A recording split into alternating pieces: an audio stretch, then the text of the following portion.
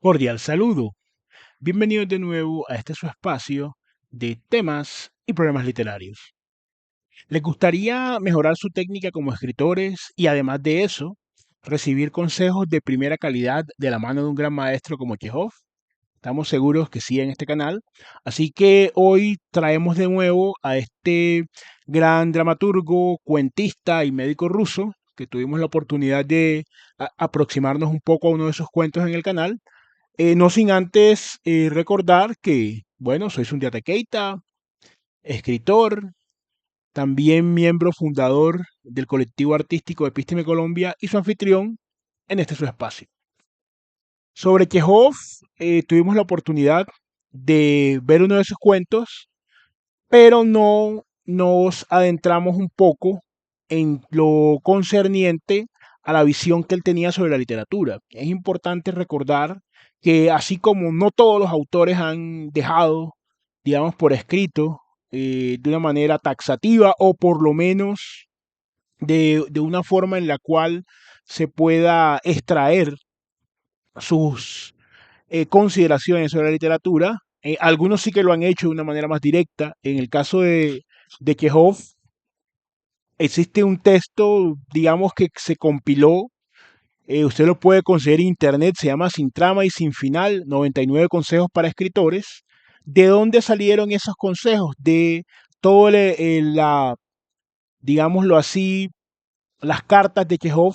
Muchos fueron extraídos de allí, porque los escritores, sobre todo en esa época de movilidad, gran movilidad epistolar, ponían mucho de su ejercicio y de sus reflexiones frente al mismo en las cartas que muchas veces con otros escritores sostenían esta correspondencia. Entonces es importante tener en cuenta, lo primero, que hay una gran cantidad de reflexiones, una gran cantidad de alcances que Chekhov realiza sobre la literatura en sus escritos que están avalados por su gran experiencia como escritor. Segundo, esas reflexiones alcanzaron un nivel de sistematicidad, digámoslo, están organizadas, no son ideas aforísticas, dispersas, por así decirlo. En muchos casos, aunque usted pueda hacer una gran compilación con los aforismos, como es el caso de Nietzsche, pero frente al tema literario, digamos que en el caso de Chekhov hay una gran concreción en esas ideas, tienen algún nivel de sistematización, una gran madurez, de igual forma, aunque no alcanzan o no fue su objetivo alcanzar, digamos, el espectro, por así decirlo, que alcanza, por ejemplo, Filosofía de la Composición de Poe, que también lo vamos a tener acá en el canal, que sí es un texto enfocado, por decirlo así, para construir precisamente que es más bien una metodología de la composición. En el caso de Chekhov, sí que alcanzan una madurez, sí que alcanzan un nivel de organización, y por lo mismo, y además de esto, una tercera razón para tenerlos en cuenta es que estos consejos, ¿por qué son vigentes? Porque eh, tienen aplicabilidad en la actualidad, porque surgieron no únicamente de una especulación alrededor de la literatura, no únicamente de un ejercicio sin una reflexión frente a la literatura, que también sucede que hay muchos escritores de un gran nivel que no han dejado prácticamente eh, algo concreto frente a su visión, aunque la gran mayoría sí lo ha hecho. Entonces, por estos motivos es importante tener en cuenta y ver cuánto valor nos puede aportar ello. Entonces, vamos a entrar en materia con algunos, no vamos evidentemente abordar los 99 ni porque tienen una mayor extensión y como siempre un diálogo respetuoso pero crítico con estas ideas del autor, pues con las que no tanto en términos de gusto o no gusto, de acuerdo o desacuerdo, sino de los argumentos que vemos ahí esbozados, vamos a ir teniendo pues este diálogo crítico con algunos de los consejos que vamos a leer. Entonces, consejos para escritores, Anton Chekhov. Comencemos con este. Dice, uno no termina con la nariz rota por escribir mal. Al contrario, escribimos porque nos hemos roto la nariz y no tenemos ningún lugar al que ir. Aquí Chekhov vincula, sin dejarlo en un plano puramente anecdótico, en un plano de subjetivismo a ultranza, vincula el ejercicio de la escritura con las condiciones personales. Es decir, escribir no hace daño, no le rompe a usted la nariz. Muchas veces, quizá por ese daño y por no tener un lugar al cual acudir, se utiliza la literatura. Hay que hacer aquí una matización y lo vamos a ver no solamente en la obra de Chekhov, sino en estos consejos más inmediatamente, que él no está diciendo que la literatura es una pura catarsis y que a eso se reduce, como algunas personas sostienen eh, la literatura como un vehículo de expresión de circunstancias únicamente personales, sino que es un lugar, es un entorno donde se pueden expresar ciertas experiencias bajo un tamiz, bajo un tapiz, bajo una luz, bajo un foco literario. Entonces no reducirlo a una mera catarsis, porque tampoco Chekhov lo hace, como lo vamos a ver en otros de sus consejos. Pasemos a este segundo que hay acá. Cuando escribo, no tengo la impresión de que mis historias sean tristes. En cualquier caso, cuando trabajo, estoy siempre de buen humor. Cuanto más alegre es mi vida, más sombríos son los relatos que escribo. En este segundo consejo, en esta segunda impresión frente a la literatura y a la vida del escritor, ¿cierto?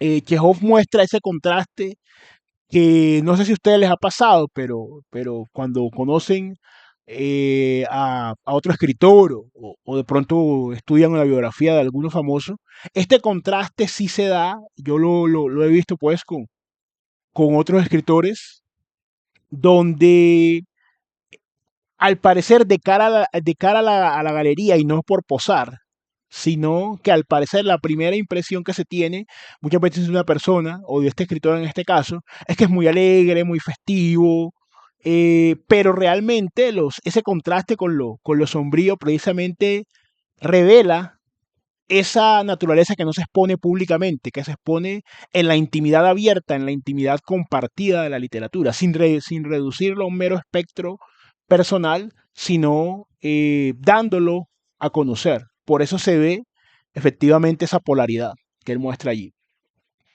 Tercero, Dios mío, no permitas que juzgue o hable de lo que no conozco y no comprendo. Algo muy importante, en este estamos pues plenamente de acuerdo. No se debe escribir, ni siquiera se debe disertar sobre temas en los cuales uno no tiene conocimiento, no tiene una claridad conceptual, mucho menos va a tener argumentativa. Es una cuestión de sentido común que lamentablemente no es tan común y observamos escritores que muchas veces quieren hablar y peor aún, escribir sobre temas de los cuales no tienen mayor conocimiento. Cuarto, no pulir, no limar demasiado. Hay que ser desmañado y audaz. La brevedad es hermana del talento. Esta es una frase, aquí lo vamos a dividir en dos aspectos. Arrancando por el último, que es una frase, sí, quizá ya muchos la han escuchado de Chekhov, y se aplica también a su literatura. La brevedad es hermana del talento, menos es más, efectivamente. Entonces, en apariencia hay una contradicción con la primera parte de la sentencia, no pulir, no limar demasiado. Pero realmente en el proceso, por lo menos Chekhov tenía la capacidad de en la medida de ir escribiendo, no significa que él no corrigiera los textos, sino que el formato mental, la interpretación que uno puede hacer y el formato creativo que tenía, ya lo predisponía a escribir de cierta manera. Tiene que ver con una praxis, con un ejercicio de la literatura. Cuarto, lo he visto todo. No obstante, ahora no se trata de lo que he visto, sino de cómo lo he visto. De nuevo, la experiencia del escritor no debe agotarse o no debe pretender agotarse en la visión puramente personal, en la percepción personal. El enfoque del cómo se ve le da unos elementos de comunicabilidad a la literatura y estos elementos propician que eso que él está viendo, es decir, eh, que puede no ser nada nuevo, es decir, que uno ya ha dicho, ya lo he visto todo, pero la manera como se cuenta lo hace muy interesante. y tiene que ver ya con la ejecución. Pasemos a otro. Es extraño. Ahora tengo la manía de la brevedad. Nada de lo que leo, mío o ajeno, me parece lo bastante breve. Acá recalca la idea anterior, es coherente con su sistema, por eso hablamos de que hay una razonabilidad práctica y una razonabilidad académica a la hora de escribir este texto que vemos aquí que postula Chekhov. Y buscar la brevedad, cuando él habla de la manía de la brevedad, es que ese rigor de pasar por ese filtro los textos y ver cuánto le sobra a cada texto, en su caso se volvió algo bastante frecuente y algo que ya estaba en su estructura mental. Vamos a otro. Cuando escribo, confío plenamente en que el lector añadirá por su cuenta los elementos subjetivos que faltan al cuento. Repito, cuando escribo, confío plenamente en que el lector añadirá por su cuenta los elementos subjetivos que le faltan al cuento. Solamente con este consejo o este alcance, esta consideración, esta reflexión de Chekhov, podríamos, digamos, entrar en un análisis mucho más extenso.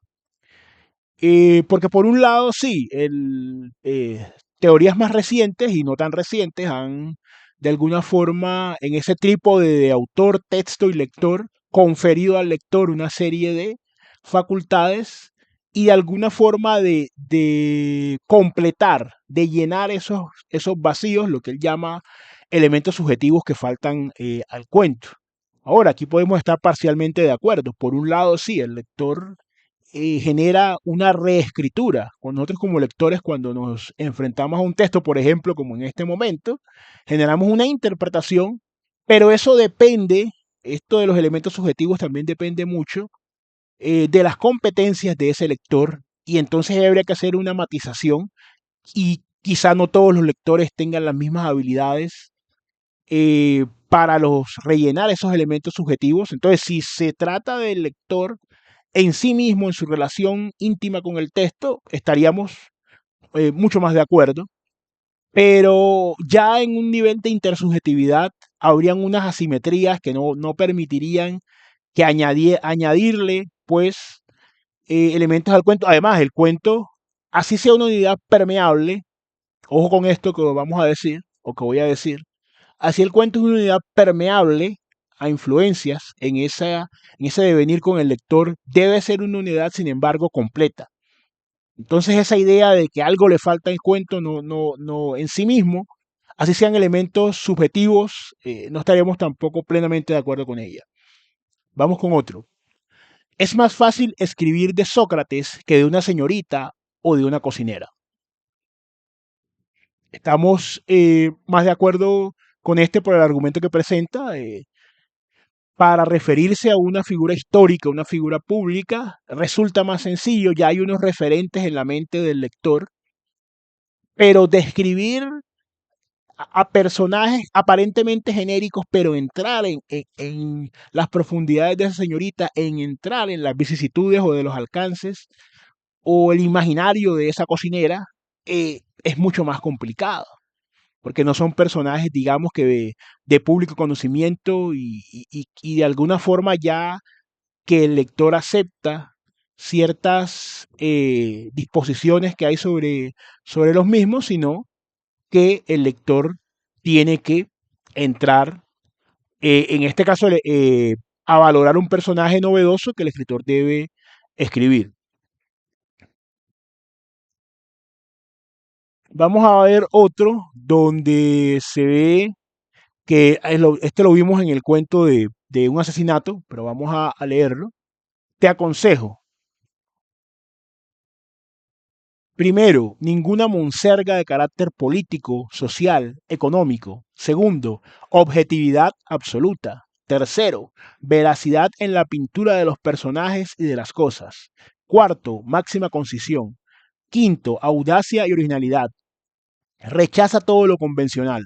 Sexto, espontaneidad.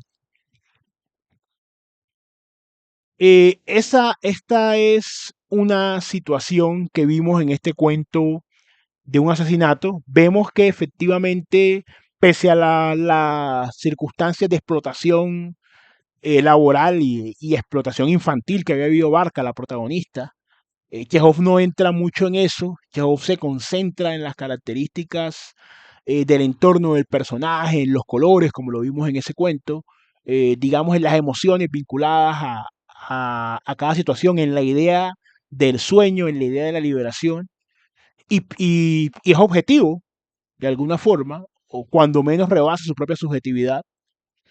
La objetividad absoluta en todo caso sería una aspiración de valor, ¿no? Una aspiración a llegar a ese extremo.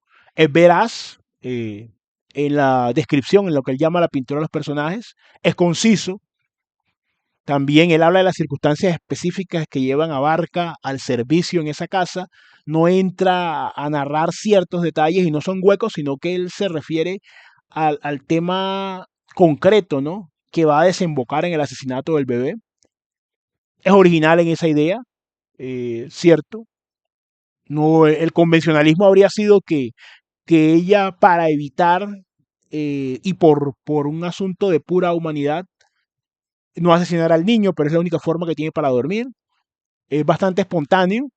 Entonces, en ese cuento de un asesinato se cumple todo lo que él dice ahí. Leamos dos más, son bastantes, pero vale la pena reflexionarlos y contrastando nuestras impresiones y ver que son actuales. Por ejemplo, este va a ser bastante polémico para un sector quizá de la audiencia. Escribir para los críticos tiene tanto sentido como darle a oler flores a una persona resfriada. Repito, escribir para los críticos tiene tanto sentido como darle a oler flores a una persona resfriada. Aquí guarda Chekhov una distancia bastante grande, ¿no? Con los críticos, además, reivindica que la literatura no debe hacerse para complacer a un sector y habla de cierta incapacidad en el ejemplo, pues, de olfatorio en este caso, ¿no? De percibir, de apreciar el sentido del texto. Esto es parcialmente, yo tampoco diría que es, estaría de acuerdo en que no se debe escribir para los críticos, para obtener aprobación, pero tampoco pienso que porque no compartan el punto de vista del escritor, por seguir con la metáfora sensorial de Chekhov, tengan ese sentido del olfato averiado o atrofiado. Y el último, no seamos charlatanes y digamos con franqueza que en este mundo no se entiende nada. Solo los charlatanes y los imbéciles creen comprenderlo todo. Estamos plenamente de acuerdo porque y hay una tendencia cada vez más acusada a tratar de abarcar en un hilo, en un tweet, en un post, en 30 segundos, eh, digamos, verdades eternas, cinceladas en piedra, inconmovibles, y pretender y en la arrogancia decir que no son consideraciones provisionales, sino que son verdad revelada. Entonces, evidentemente, o se es un charlatán o se es un imbécil para llegar a ese extremo. Nosotros aquí admitimos que nuestras impresiones y nuestros juicios y nuestras construcciones son provisionales. No pretenden ser absolutas y están sujetas a un proceso dialéctico en donde pueden ser refutadas o pueden confirmarse y enriquecerse en todo caso. Bueno, queremos saber, como siempre, pues primero invitarlos a suscribirse, activar la campanita, a compartir el contenido. Queremos saber cuál de estos consejos les pareció más importante, más actual, les aportó mayor valor. Ya conocían estos consejos, algunos de los de Chekhov. Queremos por favor conocer sus impresiones, siendo siempre un gusto compartir con ustedes. Nos veremos en un siguiente.